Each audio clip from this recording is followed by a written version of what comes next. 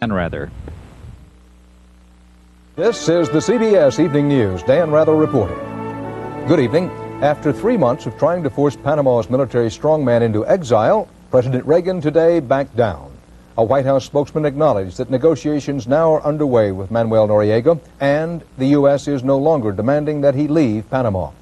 Noriega also won a round in court. A federal judge in Miami ruled that he can challenge the drug-dealing indictment against him without surrendering to U.S. authorities. More about all this from Terrence Smith at the White House. President Reagan has insisted for weeks that General Noriega must leave Panama. But today, having failed to accomplish that goal, the White House suggested it might settle for less. Spokesman Marlin Fitzwater signaled the switch in strategy, telling reporters, "Our policy is that General Noriega must go, which means leave power." Asked if a deal allowing Noriega to step down but remain in Panama would be acceptable in Washington, Fitzwater said, "We are willing to talk with him and see what his ideas and what his plans are." A top State Department official is in Panama meeting Noriega for the second time in 2 weeks and apparently discussing those options. At the White House today, the president sounded ambivalent. Can Noriega stay in Panama if he leaves power? I hope not. That was in sharp contrast to what the president and his chief aides have been saying since the crisis began 2 months ago. I'm just going to say what I believe. He should leave Panama. The way to end this crisis is to get him out of the country. I believe everyone who has looked at this believes that leaving the country is the most obvious solution. The softening of that hard line upset one critic who was even suggested using military force to remove Noriega. As a result of our failure to act swiftly and surely and to bring about his removal, we now have played into his hands. Another member of Congress says the administration's actions so far have victimized Panama. We miscalculated that the economic sanctions would work. They have not. They've hurt the country as much as they've hurt Noriega. White House officials stressed that they would still like to see Noriega leave Panama and the hemisphere. Their new willingness to compromise on that point is a concession of the obvious, that everything they've tried so far has failed. Terrence Smith, CBS News, the White House. In the past, Noriega's troops have broken up big protest rallies, so today his opponents tried a new tactic. They staged more than a dozen small protests around Panama City. Troops rushed to the various sites and fired on the demonstrators with tear gas and live ammunition. No word yet on casualties. These were the first street demonstrations against Noriega in more than a month. A report out today by a drug panel from the U.S., Latin America, and Canada says efforts to stop drug trafficking have failed. The report says the focus should be on drug users, getting people off drugs or, better, never started on them.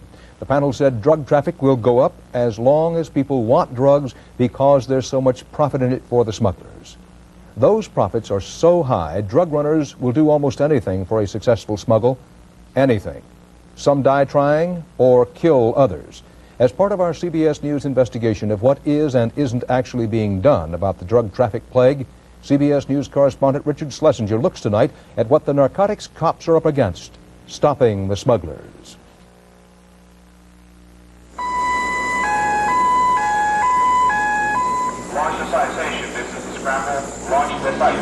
This is a fairly typical day along the southeastern U.S. drug corridor where smugglers are stretching the limits of imagination and danger. Teams of pilots are being launched to find a plane that has been spotted flying a route favored by drug traffickers. In the air, customs pilots play a high-altitude, high-speed, high-tech game of hide-and-seek, flying so close to their quarry they can read the tail number. Registered subject identified as November 9039. The 3 people on board this plane were arrested. Customs pilots believe marijuana was pushed out of the plane while it was in flight. It's a daring but common form of smuggling, often documented by infrared cameras mounted on customs airplanes. 2 bags. Dropped another bag. Number 5 has got it. We got a drop. Drug pilots take enormous risks to deliver their cargo. Planes stuffed with narcotics have landed on highways at night. He just landed on a road. There's a vehicle on the road possibly assisting him. This plane tried to land on a makeshift airstrip surrounded by trees at night. It didn't work. He just crashed. So, did he crash? He's crashed. Well, there's a firewall. More than anything, the war against drugs is a battle of wits. Just as soon as law enforcement agencies think up new tactics, drug smugglers find a way around them. Yeah, I see it from here. Oh, bingo! In Fort Lauderdale recently, customs inspectors found more than a ton of cocaine hidden inside frozen fruit juice. This was a pretty imaginative scheme, but not the most imaginative. We had, in Port Everglades back in November, we had the 8,900-pound coke seizure. That time, smugglers hid more than 4 tons of cocaine inside hollowed-out boards. Cocaine has been stuffed inside electronic equipment, mixed in with sesame seeds, hidden inside fake yams, even parachuted in. This time, the smuggler died when his chute failed to open. Yeah, last time I was surprised was when I took a guy's wooden leg off and the guy had 1.5 pounds of coke inside his wooden leg. That surprised me. Now, John Ryan specializes in spotting people called swallowers. They smuggle cocaine by eating it. We suspect that he's eating cocaine. Scores of people have been arrested after swallowing as many as 200 pellets of cocaine wrapped in latex. Once nature takes its course, their job is done. To think that somebody could eat 2 pounds of coke, it's really incredible. Even though they look for drugs in every conceivable place, law enforcement officers admit about 90% of the drugs get past them. I don't fool myself. I don't think I'm stopping the drug trade, but we try.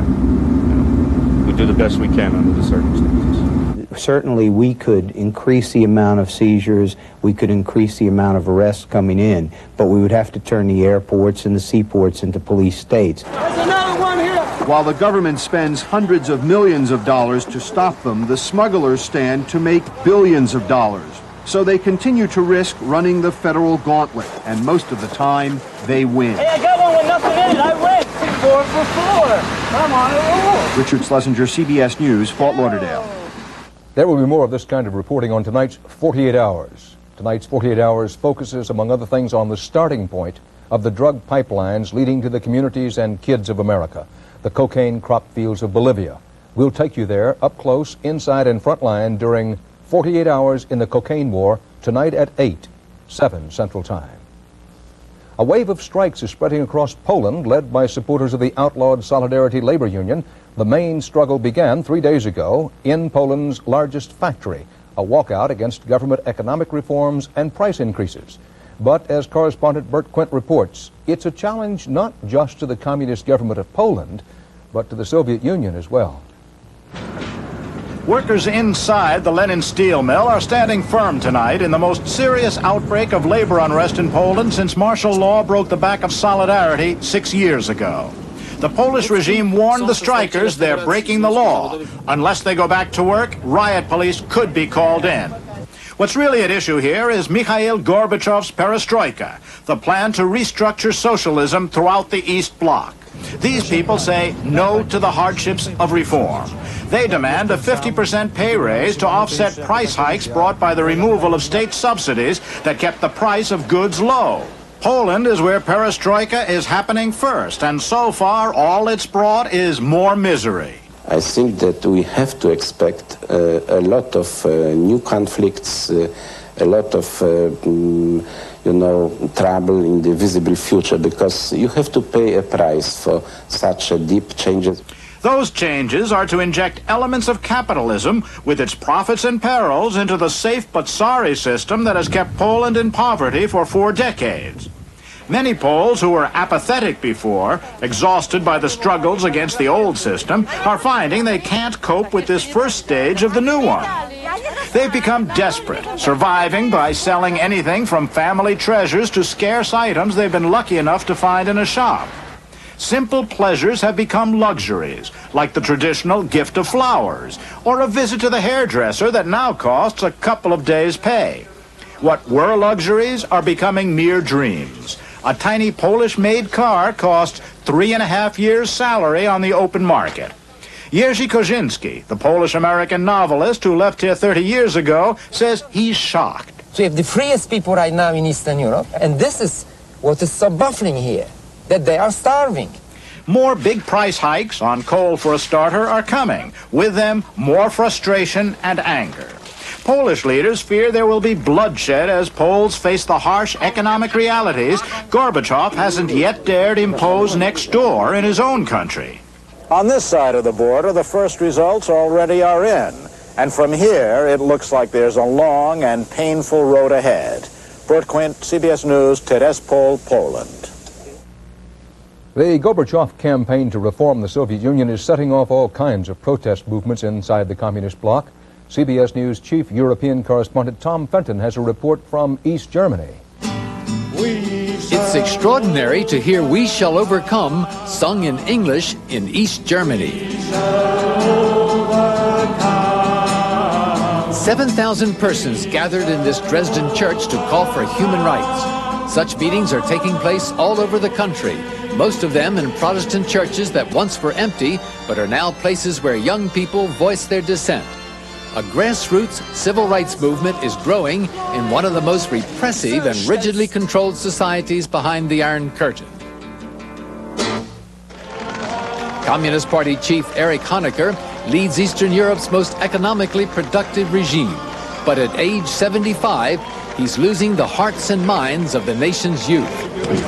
Demonstrators recently disrupted a major Communist Party parade. They carried banners proclaiming the right to dissent. East Germans know the West better than any other people in the communist bloc. Television programs from the Western side are seen here by almost everyone. It's not just ideas from the West that are creating pressure for change. Surprisingly, it's now the winds from the East, from Gorbachev's Soviet Union, that are doing the most to stir up dissent. The dissidents adopted the tactic of tailing along behind official demonstrations with their own slogans. Police didn't know how to react to banners proclaiming "Go Gorby." And when they raided a clandestine library in a church basement, they found underground pamphlets welcoming Gorbachev's reforms and a poster listing the German-language broadcasts of Radio Moscow. Honecker had been trying to present a more liberal face to the West, but recently his patience snapped. Arrests followed. When the arrests fueled further protests and touched off church vigils throughout the country, the regime then began expelling dissidents to the West. Like civil rights activist Ralph Hirsch, many of those deported are communists who want to reform the system, not overthrow it. So you want to go back? Of course I'd love to go back. That's my home. That's my friends. That's where I'm needed. The nucleus of active dissidents is still small, perhaps only several thousand, but there's a growing army of young sympathizers.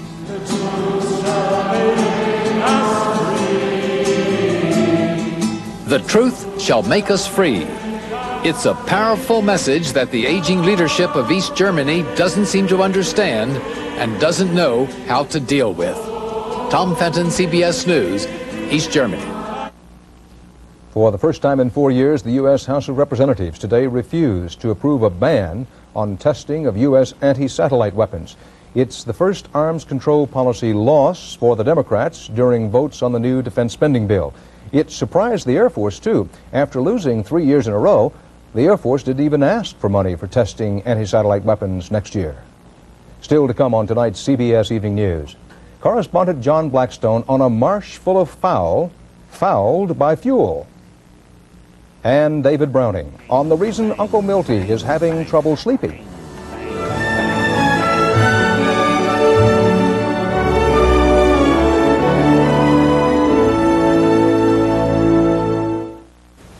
You know, I'm not easily annoyed, but I never liked the way the vegetables always fell off between the sirloin on my beef kebabs. I fixed that. I don't put vegetables on my beef kebabs. In fact, I believe that's why someone invented salad. Beef, real food for real people. A gentle guarantee. X-Lax is guaranteed to work gently by 8 a.m. when taken at bedtime or your money back. A promise you can count on. X-Lax, guaranteed complete relief by 8 a.m. See the colors of Puerto Rico, colors, colors everywhere. Puerto Rico, the shine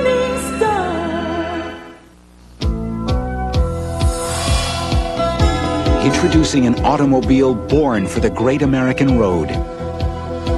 Riata by Buick.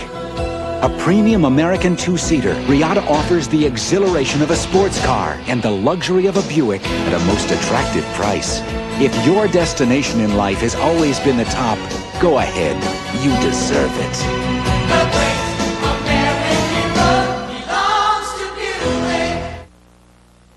The judge presiding over the case of Oliver North, John Poindexter and Company, today said it's possible the missiles for Iran, criminal, corruption, and conspiracy charges may never get to a jury. Law correspondent Rita Braver reports why. The men under indictment in the Iran-Contra affair battled the prosecution today over a key issue in the case, access to classified evidence. Independent counsel Lawrence Walsh disclosed that secret material found in former National Security Council aide Oliver North's office would be of great value to certain intelligence groups and could expose people in very difficult situations, even to torture and death. Walsh said there were documents in Colonel North's office that even he shouldn't have had, information that for security reasons should have been scattered among several documents. And Walsh commented, "What he had them for, I don't know." Walsh asked Judge Gerhard Gazelle to deny that information to arms middleman Albert Hakim, who sells security systems in the Middle East. Walsh adding, he's put in jeopardy traveling there with such sensitive information. And there are expected to be several more months of courtroom wrangling over top-secret data before the trial even begins. Walsh has reportedly collected over 1 million classified documents. The government has been forced to construct a special vault known as the SCIF, or Sensitive Compartmented Information Facility, where the defense attorneys will have to go to see the secret information. And Judge Gazelle raised the possibility that if there's any document so delicate that the government refuses to disclose it, the case will never be tried. And the charges against Oliver North, John Poindexter, Richard Secord, and Albert Hakim will be dismissed. Rita Braver, CBS News, at the Federal Courthouse in Washington.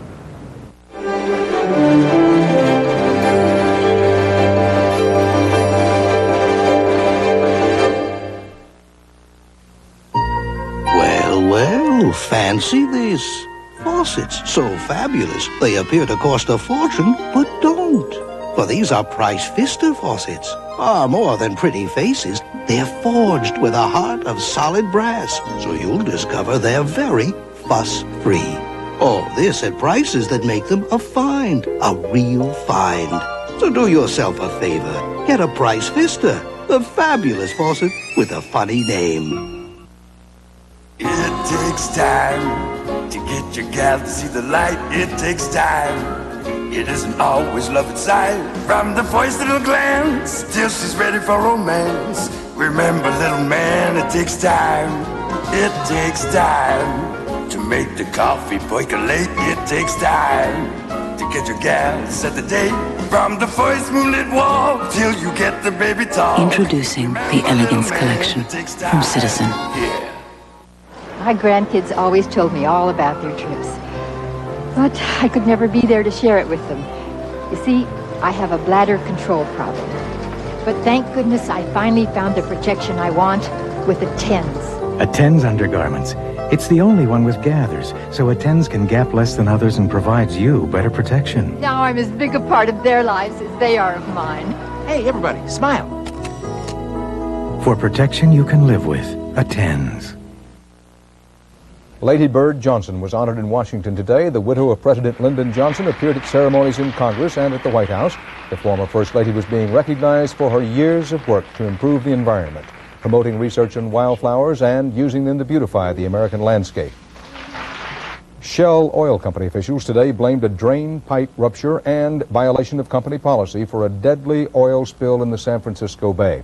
Shell pledged to pay for a $1 million cleanup, but not all the money in the world will bring back the more than 100 migratory birds and small animals already killed by this spill. John Blackstone reports. By sheer volume, it is a small oil spill, 175,000 gallons, but where it spilled is making some officials describe this as an ecological disaster.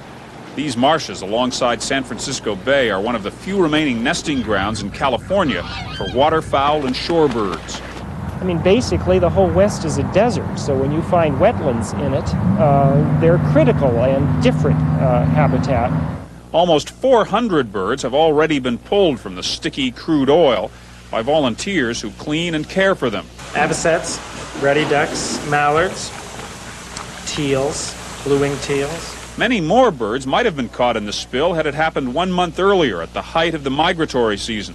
Coming now, the spill caught birds that nest in the marsh and their young. The oil just floated up over nesting birds' nests, so all of those babies are lost and all the eggs are lost. Wildlife biologists trying to save some victims of the spill say uncounted thousands of birds, some of them on the endangered species list, use the marshes as an important stop in the Pacific migratory route. San Francisco Bay has already lost more than 90% of its marshland to development. Until 20 years ago, the marshes were considered useless, filled in and built over. Now, biologists recognize their ecological importance. Well, rescuers are trying to save all the residents of the marsh. The long-term concern is for the marsh itself. It is an oasis of nature surrounded by refineries. But if it disappears, so may future generations of everything that lives here. John Blackstone, CBS News, Martinez, California. At the San Diego Wild Animal Park today, the first California condor chick ever conceived in captivity chipped a small hole in the end of its shell. Officials played recordings of vulture grunts and hisses to cheer the chick in its struggle to progress from being a kind of condor minimum and become a big bird. A spokeswoman said everything is proceeding fine, with the chick expected to emerge from the shell tomorrow or Saturday. All 27 known California condors are in captivity.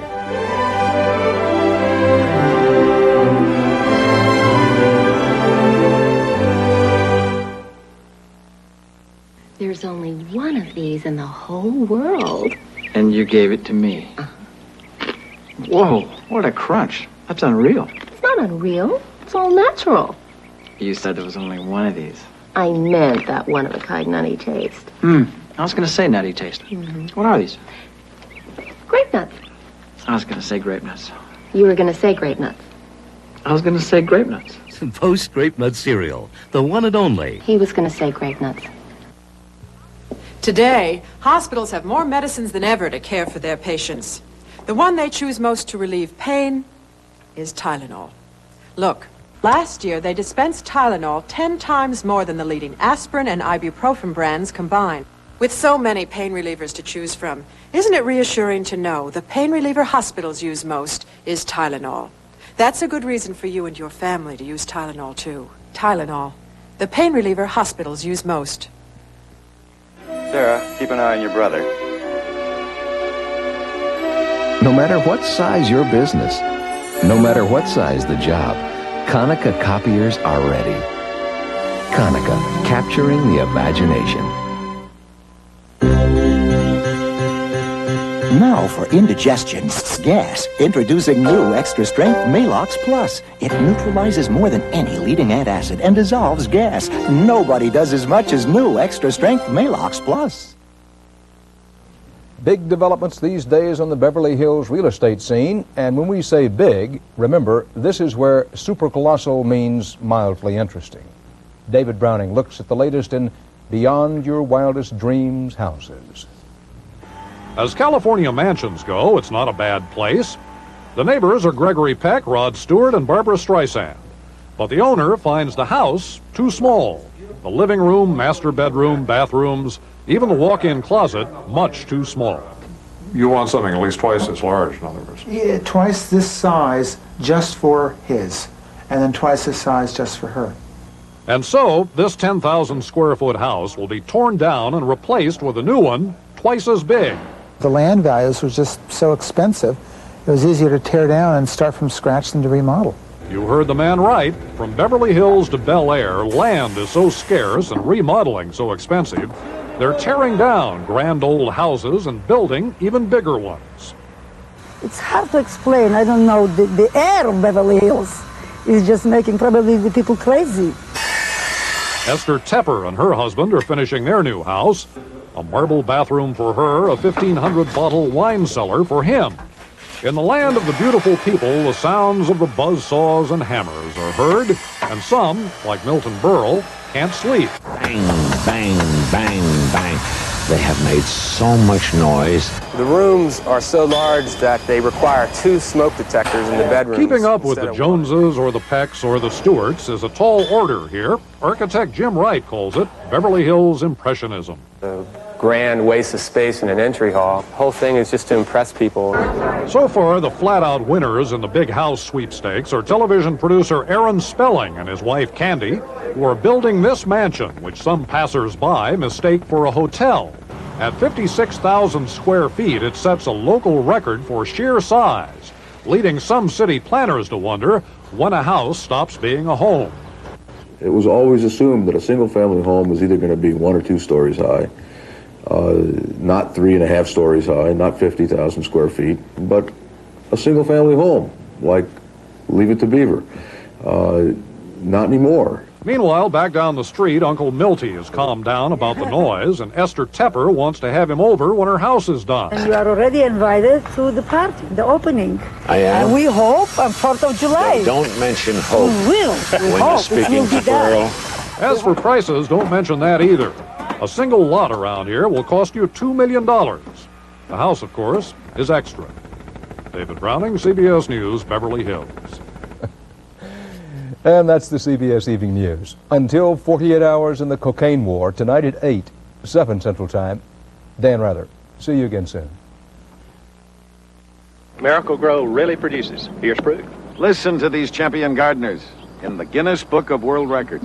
They'll tell you how to get more flowers and more vegetables from your garden. If you want your onions really big, use Miracle Grow. Miracle Grow grew the biggest dahlia in the Guinness Book of World Records. Miracle Grow makes everything grow bigger and better.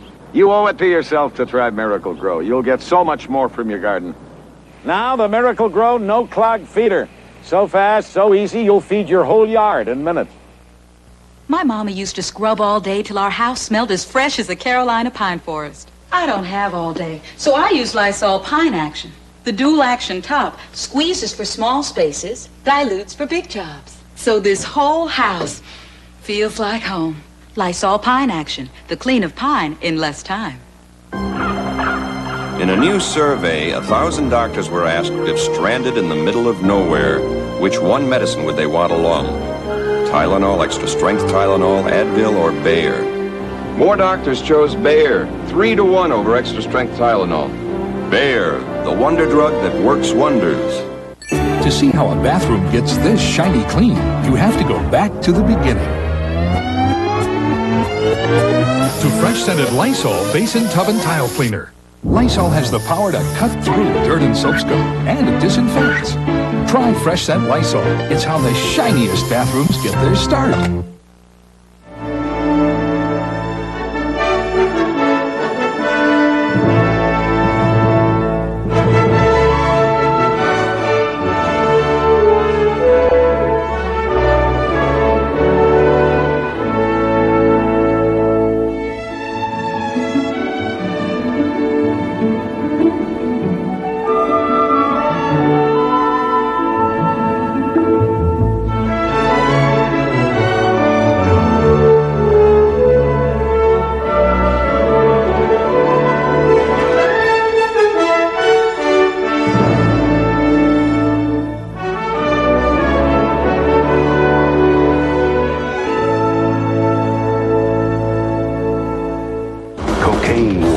Watch from the front lines as America fights a deadly invader. You're under arrest, U.S. Drug Enforcement. 48 hours tonight. This is CBS.